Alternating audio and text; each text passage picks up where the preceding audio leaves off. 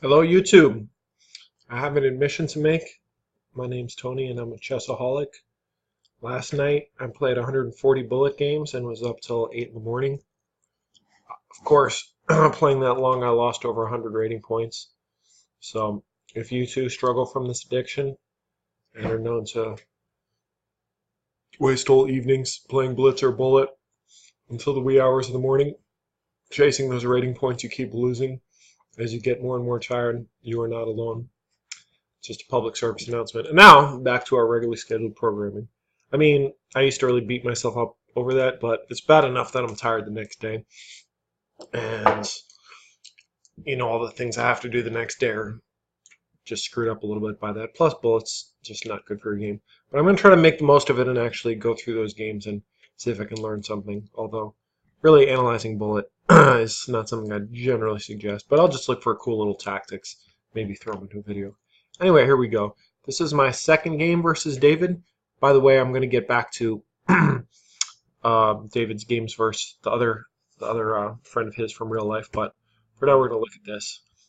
And this was a painful game for me. I'm supposed to know something about chess. Here we got a two knights Italian game. White's doing well. He's got this good bishop aimed at the king. A3. I'm not really sure about theory, but A3 is meant if he plays knight A5 to preserve this bishop. I was also considering A4, but A3 seemed more flexible. Maybe I could play B4, B5, although probably not the right plan for this structure. But anyway, after A3, David opens the door for his light squared bishop. I block that bishop from pinning me. And first kind of unusual move is knight H7. I'm wondering what he's thinking. Is he trying to play F5? But that plan is thwarted. But I see next move. I just jump into the juicy square here. And now, I guess this was his idea to try to trade these bishops. Maybe getting pieces over to the king side as part of an attack. And actually it worked for him. So I thought that, okay, this knight is already developed. So this is my thinking. So let me trade this bishop. Oh, shoot. I'm doing this from my perspective. Oh, well, it's too late. Next game I'll flip and show David's perspective for black. I'm looking at it through my profile. So it puts me on the bottom. If I look through David's profile, it puts him on the bottom. I traded the bishop, which I guess is fine. Here says they're both fine. Slightly worse than knight. And I thought pawn takes was good. It's more dynamic. It gives them a possibility to push this pawn, maybe rupture my king side. I'm kind of a little bit overly anxious when it comes to king safety, so maybe this is not a threat at all. And after it takes, maybe I'm just thinking possibilities now. Maybe if he does this here, and I can kind of do a similar thinking as bishop. The point of queen d2 is to get out of the pin. Yeah. And yeah, I just don't really like missing this h pawn. He too is missing the h pawn. So there's no reason I should be particularly afraid. I've just, again, I think another bad thing about bullet and blitz, like 1 minute games, 3 minute games, is you kind of get overly fearful about these type of positions, and there's really no reason in a longer time control game, although this game is still pretty fast, 10-5, that I should be so fearful. So yeah, I just came out with the inset right now. So knight to d5, and it also encourages you to play kind of overly speculatively attacking chess also. So I played c3, and here's David's first mistake, I would say. He's just giving me a pawn, and oh, actually no, he's not giving me a pawn, but he's taking on this weak structure, and now my bishop is pretty strong here. Although it's true he can challenge that bishop, But he has these weaknesses in the endgame, so look forward to. So played queen b3. I later regretted this move because, okay, sure, I have pressure here, but he can defend it like a million times with queen e7, and he can also.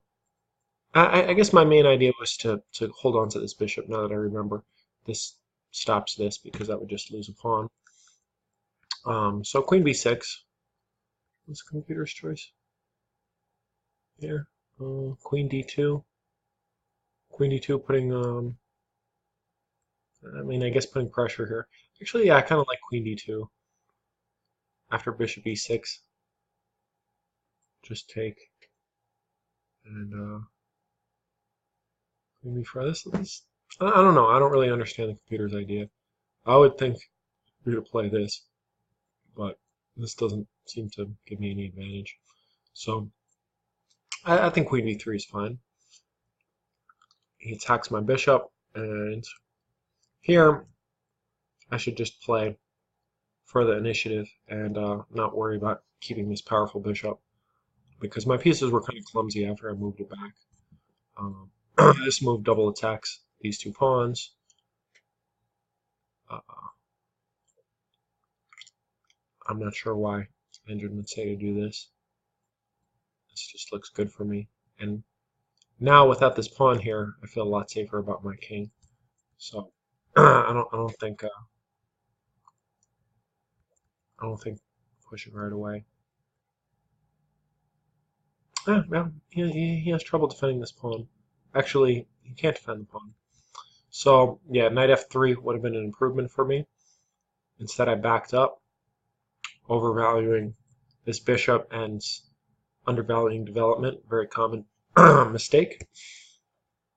Knight h5, knight f3. Starting to get a little nervous again, and maybe it's not unwarranted that I should be nervous about his pawns over here. He comes in with the knight. Engine suggests just calmly playing. Well, actually, now it likes my move. Yeah, no reason not to take the pawn. Queen f6. Oh, yeah, and here's where I gave away the game. So this is pretty embarrassing. It was a rapid game, but here I'm supposed to be supposedly somewhat decent chess player, and I play a horrific queen d1, just giving up my knight. Engine says reposition this way. But I've gone wrong. Black has an initiative here. And yeah, really? This move? We're just giving up this pawn? Yeah, I mean, the engine has no fear, but ugh, I would not want to play this way. I would probably just take. Oh, except that I'm getting mated in two. Oh, wow. What is this called? This is a common mate you'll see in tons of tactics books. So, yeah, if I have to play if I have to play this and give up this pawn, this is not good. So, just a few. Just to refresh, David made this mistake with c6, and I thought, I'm doing well, I'm going to win this game, but just goes to show that a few little inaccuracies, for instance, bishop back to c4 instead of knight f3, basically cost me this game. Obviously, I didn't have to blunder the piece, and people are always quick to be like, oh, well, I was totally winning, I just blundered. But really, blunders often come out of an awkward position. When you're in an awkward position, I mean, sometimes you just hang your queen when you're totally winning, especially in blitz and bullet. But more often than not. Okay, interesting to note. I also can't do this because of this little tactic. More often than not, blunders come from positions where you're a little confused anyway, which I think is one of the reasons why strong players, IMs and GMs, are so. You might wonder how the hell do they play so many games and not blunder? They're just consistently smashing 17, 18, 1900s, 2000s, 2100s without almost ever a serious blunder, and I think it's just because they understand they understand positions better, so they're less likely to kind of hesitate, be in a panic, and play a overly defensive move like this. So, and I was hoping, well, maybe I'll come back from this. Maybe there's hope, but I didn't come back. Now, you should probably just take here, or d5 even, get rid of his weak pawn. Yeah, there's I played on for a long time. Actually, here I blundered again um, by taking this. So you know, often one blunder follows another. Now I'm down to full rook for just a couple of pawns, and I'll just show the rest of this game pretty briefly. David's form here was not ideal. Grabbed some pawns, but ultimately, unless he blunders one of his rooks to a fork, there's no way he should lose this. Yeah. Yeah, I mean, I guess he's playing well. He's trying to trade rooks. I just go for checks.